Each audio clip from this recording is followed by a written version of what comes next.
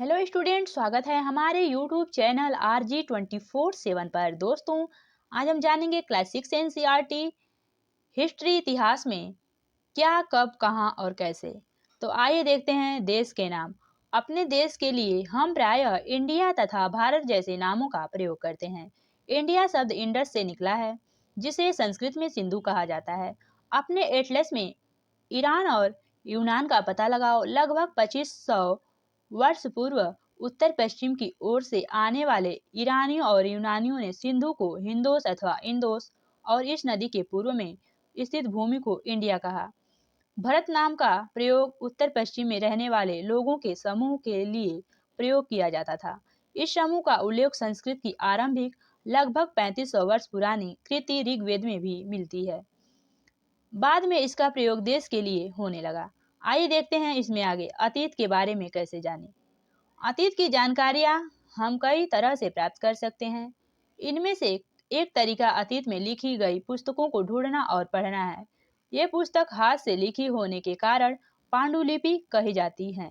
अंग्रेजी में पांडुलिपि के लिए प्रयुक्त होने वाला मैन्युस्क्रिप्ट शब्द लैटिन शब्द मेनु, जिसका अर्थ हाथ है, से निकला है। ये पांडुलिपियां प्रायः ताड़पत्रों अथवा हिमालय क्षेत्र में उगने वाले भुर्ज नामक पेड़ की छाल से विशेष तरीके से तैयार भोजपत्र पर लिखी मिलती हैं।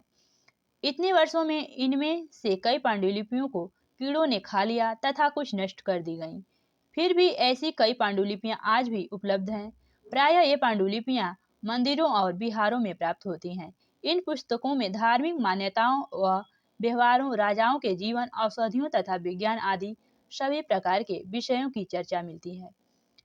इनके अतिरिक्त हमारे यहाँ महाकाव्य, कविताएं तथा नाटक भी हैं।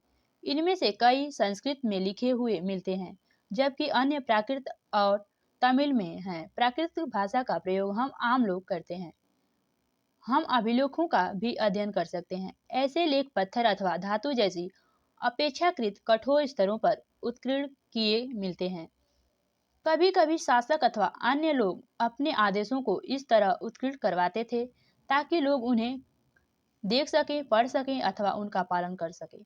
कुछ अन्य प्रकार के अभिलेख भी मिलते हैं, जिनमें राजाओं तथा रानी सहित अन्य स्त्री पुरुषों ने भी अपने कार्यों का विवरण उत्कीर्ण करवाए हैं। उदाहरण के लिए प्रायः शासक लड़ाइयों में अर्जित विषयों का लेखा जोखा रखा करते थे। क्या तुम बता सकती हो कि कठोर सतह पर लेख लिखवाने की क्या लाभ थे? ऐसा करवाने में क्या क्या कठिनाइयां आती थी? चित्र में देखिए। लगभग 2250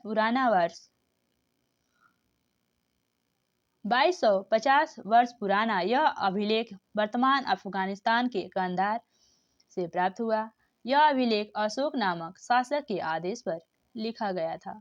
इस शासक के विषय में तुम अध्याय 8 में पढ़ोगी। जब कुछ लिखते हैं तब हम किसी लिपि का प्रयोग करते हैं।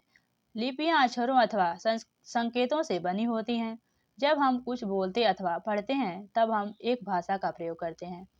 यह अभिलेख इस क्षेत्र में प्रयुक्त होने वाले यूनानी तथा अराइमेइक नामक दो विभिन्न लिपियों तथा भाषाओं में है। आइए देखते हैं इसमें आगे।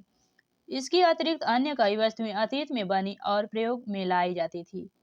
ऐसी वस्तुओं का अध्ययन करने वाला व्यक्ति पुरातात्विद कहलाता है। पुरातात्विद पत्थर और ईंट से बनी इमारत के अवशेषों, चित्रों तथा मूर्तियों का अध्ययन करते हैं। वे औजारों, हथियारों, बर्तनों, आभूषणों तथा सिक्कों की प्राप्ति के लिए छानबीन तथा खुदाई भी करते हैं। इनमें कुछ वस्तुएं पत्थर, पकी मी तथा कुछ धातु की बनी हो सकती हैं। ऐसे तत्व कठोर तथा जल्दी नष्ट न होने वाले होते हैं। पुरातात्विक औजारों, चिड़ियों तथा मछलियों की हड्डियों में ढूंढते हैं। इससे उन्हें यह जानने में भी मदद मिलती है कि अतीत में लोग क्या खाते थे। वनस्पतियों के अवशेष बहुत मुश्किल से बच पाते थे। यदि अन्न के दाने अथवा लकड़ी के टुकड़े जल जाते हैं तो वह जले हुए रूप में बचे रहते हैं। क्या पुरातात्विक को बहुधा कपड़ों के अवशेष मिलते होंगे।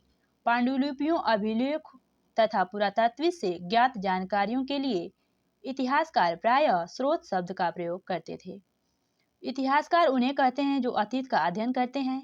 स्रोत के प्राप्त होते ही अतीत के बारे में पढ़ना बहुत रोचक हो जाता है, क्योंकि इन स्रोतों की सहायता से हम धीरे धीरे अतीत का पुनर्निर्माण करते जाते हैं। अतः इतिहासकार तथा पुरातात्विक उन जासूसों की तरह हैं जो इन सभी स्रोतों का प्रयोग सुराग के रूप में कर अतीत को जानने का प्रयास करते हैं। धन्यवाद दोस्तों। आगे क्लास की जानकारी हम अगली वीडियो में लेंगे। तब तक के लिए धन्यवाद। अगर वीडियो पसंद आएगी तो लाइक शेयर सब्सक्राइब कमेंट करके जरूर बताइएगा।